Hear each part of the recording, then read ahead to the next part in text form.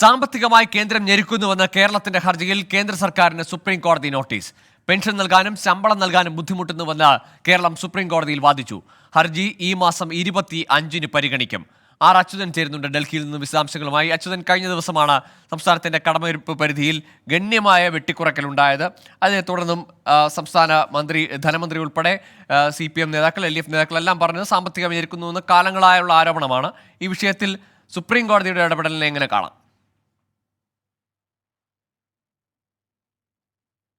ഗോകുൽ, ഈ അടുത്തിടെയുണ്ടായ ഒരു പ്രധാന ചർച്ചകൾ തന്നെയായിരുന്നു ഈ കേരളത്തിന്റെ സാമ്പത്തിക രംഗവുമായി ബന്ധപ്പെട്ടിട്ടുള്ള ചർച്ചകൾ. അതിൽ കേന്ദ്രം ഇടപെടൽ നടത്തി കാര്യമായി ഒരു സാമ്പത്തിക ഞെരുക്കം കേരളത്തിൽ സൃഷ്ടിക്കുന്നു എന്നുള്ള ആരോപണം കേരള സർക്കാർ പലതവണയായി ഉയർത്തിയിരുന്നു. അതിനൊടുവിലാണ് ഇത് നിയമപരമായി ഇടപെട്ടുകൊണ്ട് ഈ കേസ് സുപ്രീം കോടതിയിൽ ഹർജി കേരളം ഫയൽ ചെയ്യുന്നത്. ഈ സാമ്പത്തികമായി കേന്ദ്രം ഞെരുക്കുന്നു എന്നുള്ളത് ചൂണ്ടിക്കാട്ടിയാണ് ഹർജി ഫയൽ ചെയ്തത്. ഒപ്പം തന്നെ കടമെടുപ്പ് പരിധി വെട്ടിക്കുറച്ചതുൾപ്പെടെയുള്ള ഈ ഹർജിയിൽ കേരളം ഉന്നയിച്ചിട്ടുണ്ട്. ആ ഹർജിയാണ് ഇന്ന് സുപ്രീം കോടതി പരിഗണിച്ചത്. ഈ പരിഗണനയ്ക്കെടുത്ത സുപ്രീം കോടതി ഇതിൽ ഒരു വിശദീകരണം ഇപ്പോൾ കേന്ദ്ര സർക്കാരിനോട് തേടിയിരിക്കുന്നു. ആ വിശദീകരണം ആവശ്യപ്പെട്ടാണ് കേന്ദ്ര സർക്കാരിന് സുപ്രീം കോടതി നോട്ടീസ് നൽകിയിരിക്കുന്നത്.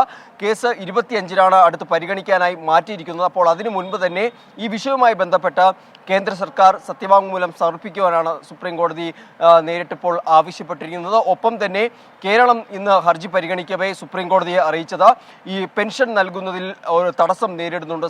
ഇത്തരത്തിൽ കേന്ദ്രം പ്രവർത്തിക്കുന്നത് മൂലം പെൻഷൻ നൽകുന്നതിലും ശമ്പളം നൽകുന്നതിലും തടസ്സം നേരിടുന്നുണ്ട്. ഒപ്പം തന്നെ അടിയന്തരമായി തന്നെ ഈ ഒരു ആവശ്യം പരിഗണിക്കണമെന്നൊരു ആവശ്യമായിരുന്നു കേരളത്തിന് വേണ്ടി ഹാജരായ മുതിർന്ന അഭിഭാഷകൻ കപിൽ സിബൽ മുന്നോട്ട് വെച്ചത്. എന്തായാലും വിഷയം അടിയന്തരമായി പരിഗണിക്കാം എന്നുള്ളത് മുൻനിർത്തിക്കൊണ്ട് തന്നെയാണ് ഈ മാസം 25-ന് ഹർജി പരിഗണിക്കാമെന്നൊരു ഉറപ്പ് സുപ്രീം കോടതിയുടെ ഭാഗത്തുനിന്ന് ഉണ്ടാവുന്നത്.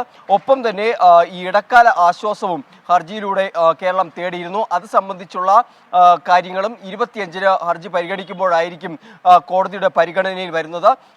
കേരളം പ്രതീക്ഷിക്കുന്നത് ഒരുപക്ഷെ ഇടക്കാല ആശ്വാസം അത് ഒരുപക്ഷെ ഇതിലൂടെ ലഭിച്ചേക്കും എന്നുള്ള ഒരു പ്രതീക്ഷ കേരളം മുന്നോട്ട് വയ്ക്കുന്നുണ്ട്. എന്തായാലും 25-ന് കോടതി ഈ ഹർജികൾ പരിഗണിക്കുമ്പോൾ അതിൽ കേന്ദ്ര സർക്കാർ ഈ വിഷയവുമായി ബന്ധപ്പെട്ട നൽകുന്ന വിശദാംശങ്ങൾ ഉൾപ്പെടെ പരിശോധിച്ചുകൊണ്ടുള്ള ഒരു നടപടിയായിരിക്കും സുപ്രീം കോടതിയുടെ ഭാഗത്തുനിന്നും ഉണ്ടാവുക. ഗോകുൽ, ശരി അച്യുതൻ, ഏതായാലും കേന്ദ്ര സാമ്പത്തികമായി ഞെരുക്കുന്നു എന്നാരോപിച്ചുകൊണ്ടാണ് സംസ്ഥാനം സുപ്രീം കോടതിയെ സമീപിച്ചത്. ഏതായാലും വിശദമായ വാദം അത് 25-ന് കേൾക്കും. ഒപ്പം കേന്ദ്രത്തോടും ചില കാര്യങ്ങളിൽ വ്യക്തത തേടുന്നുണ്ട്.